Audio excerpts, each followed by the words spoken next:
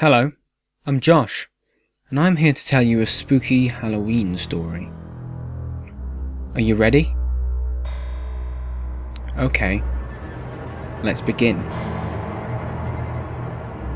Every day after the stress of college, Ffion would not take the main road back to her home. Instead, she would take the path down to the forest at the bottom of the valley, where the trees stretched for miles from the north to the south. The forest is where Ffion was at her happiest. She loved the trees, the animals, the little stream that ran through the middle. It was a place where she could feel completely alone, which is exactly what Ffion wanted. Every day, she found herself on an enormous flat rock next to an old oak tree. Here is where Ffion sat, pencil in hand, writing Twilight fanfiction for hours upon hours. Her hand quivering across the page as she described Edward Cullen's pale yet hunky physique. She was working on her latest story on the 31st of October when she heard a sound. "What was that?" she shrieked, looking around quickly. She hoped that it was simply a harmless woodland creature, like a squirrel or a crocodile. She was sure it wasn't a person, though she did think how odd she must sound to any passers-by, as she often muttered the words that she was putting on paper. But in that moment, that was of no importance. She was busy writing her masterpiece. Literary geniuses have earned the right to mutter, but little did young Ffion know that she was very much wrong about the sound. There was no harmless little animal scurrying around the trees, but there was something lurking in the shadows, hidden in a myriad of leaves and brown twigs. In fact, it was there all days. It always had been, watching and listening.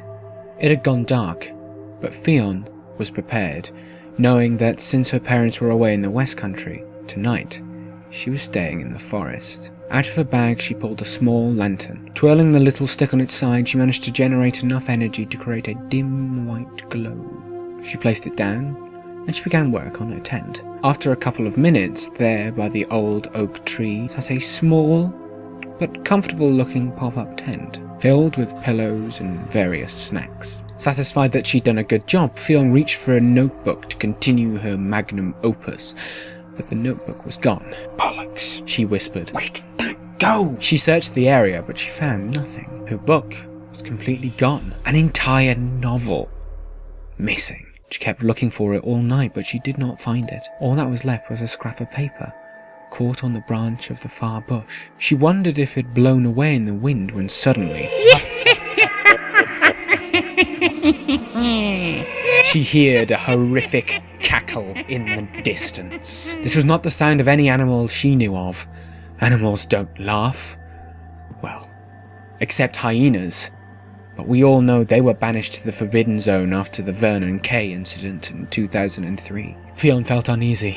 Diving back into the safety of the tent, she zipped it up and hid beneath the soft, organic blankets. She could not sleep. She was kept awake at night, deep in thought and fear. Could that laugh be why the notebook is missing? Did whatever it was steal it? What could it possibly want with her simple stories? Why her? Why now? But most importantly, was it still out there? Ffion would never find out. Eventually the sun rose in the forest and she quickly packed and ran as fast as she could back to her house, and she shut the door tight. She was terrified, and she never wanted to go to the forest again. Every day from that point onwards, she walked straight home. She did not pass go, she did not collect £200, and she did not go towards the forest.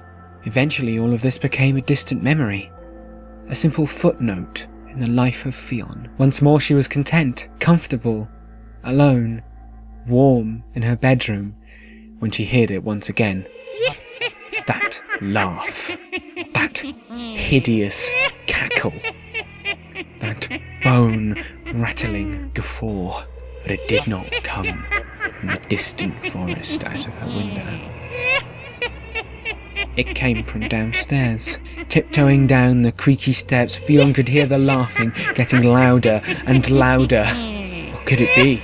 Why is it in my house? What does it want? Arriving on the ground floor, she saw a faint red glow coming from the living room. Oh, God, she thought. My My mum is in there. And in that moment, Ffion decided that she would be strong, she would be brave, and she would save her mother. Yes, this is what she needed to do.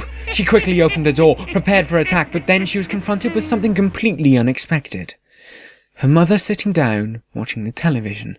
Ffion, are you alright? She asked. But Ffion would not reply. She couldn't stop staring at the television. She now remembered. That night when she lost her notebook, she saw a pair of eyes in the shadows. Only for a second, easy to forget, but now she remembered. And they were staring once more at Ffion from the television screen. Who's that? That? That's the author of a book I'm reading. It's an interview. What book? Oh, well, this one, love.